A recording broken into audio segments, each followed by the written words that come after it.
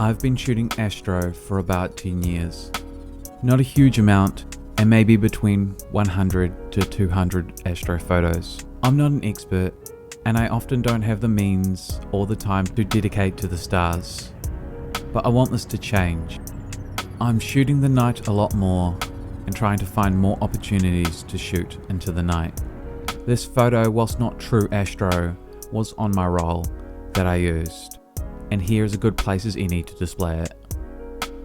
My partner has set the challenge of taking a good moon photo this year, and so far this has been exceedingly hard.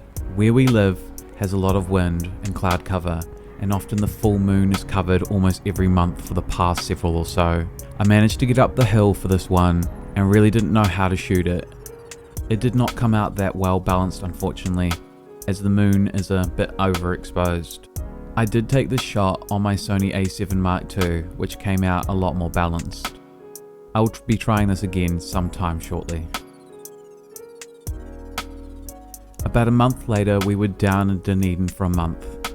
This was the perfect opportunity to try some Astro, as there's not as much light pollution down here as where we are. Instead, boost the ISO up like ridiculously. Before shooting on film with Astro, I used my digital camera to give me an understanding of what I'm shooting, Shut it down a little bit. to get a clear idea of the map of the sky for any dark clouds that are hard to see, and an idea of how much light pollution is out there. I went to the spot near this hill and tried to get some shots with the hill and the moon, which was pretty bright at the time. However, it was hard to get a good shot, as the moon was just too bright, and the mountain was not illuminated.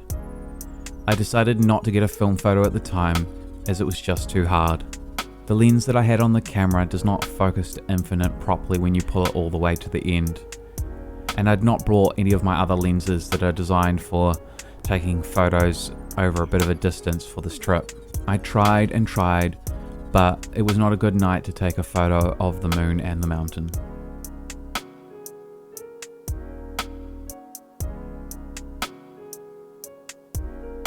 We then walked further along to a spot which was a little misty, but we could see the stars, and I decided to take a photo. There was some trees and a house which we took a few photos of by testing out using a light to see if we could light up the trees to mild success.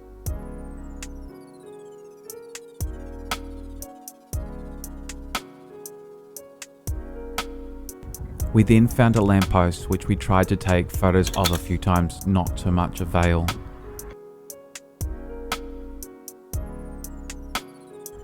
I decided to set up my film camera on the other stand and try take an Astro shot, which was hard as I could not see where I was shooting. But because of my issue with dropping the camera, this is what happened to my shot.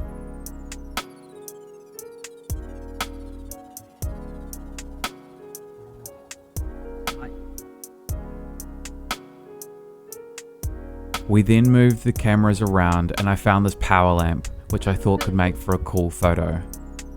And yeah, it was a much better shot, especially because of how the light looks, illuminating the power pole, like it's coming from an alien mothership.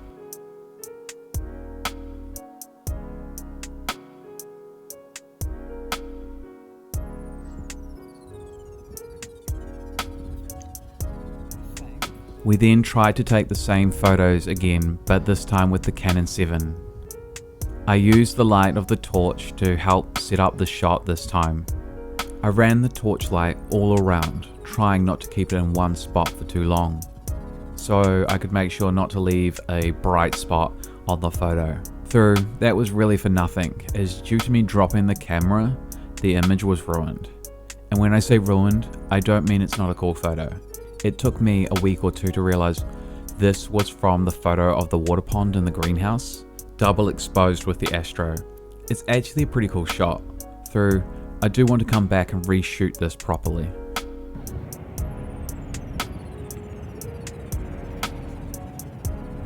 A few days later, I went to the beach and tried to shoot some cool Astro photos. I first took a photo of Green Island, which first came out a little blurry, as again shooting with that lens was hard as the infinite was not true. I had to try shoot it again until I was able to nail the image. I then took this shot with the RB67 and shooting Green Island on the A100T. I used the widest lens that I had, and this image was completely guessed. I could not see where I was shooting. So considering that, this isn't a bad image. I tried taking some more Astro of the sky above, but the moon was very bright, so there wasn't anything really to shoot up high. I did end up trying to take some photos of Mount Blackhead, but as I've mentioned with this lens that I had, it was very hard to get a shot. I got this overexposed shot which is a little out of focus, and I got this shot here which was a little bit better exposed on my Sony A7. This wasn't a good time of the month to shoot clear skies, as it's no good if the moon is too bright, no matter how calm the weather may have been.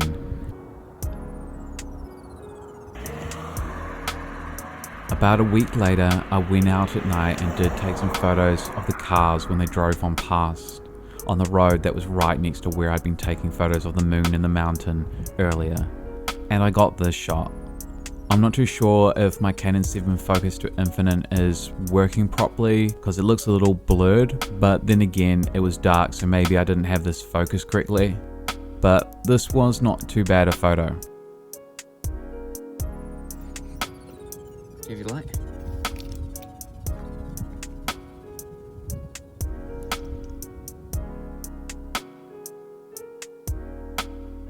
You see those stars there?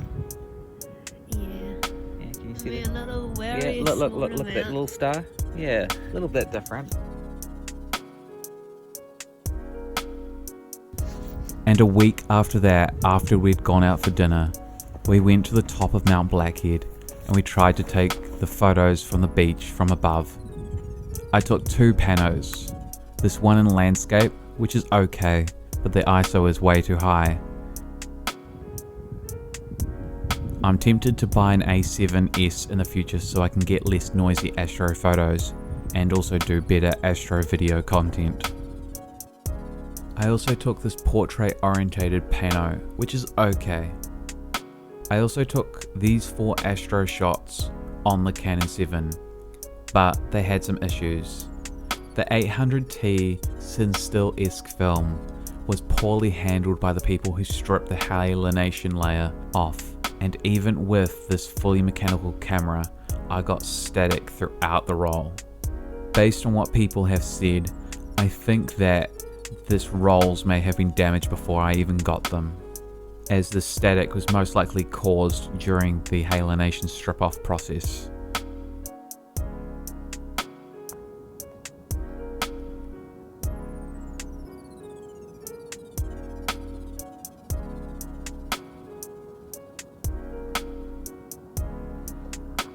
A few days before we left Dunedin, I went out and took some more Astro on my Sony and Canon 7 from the backyard as the sky was clear. I ended up with this cool photo. I think the haze is from the clouds rolling in. I do like how the tree is positioned against the stars.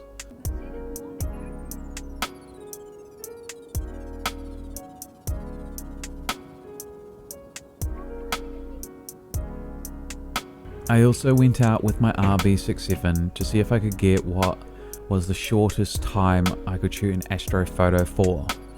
I think this was between 2 to 5 minutes or less.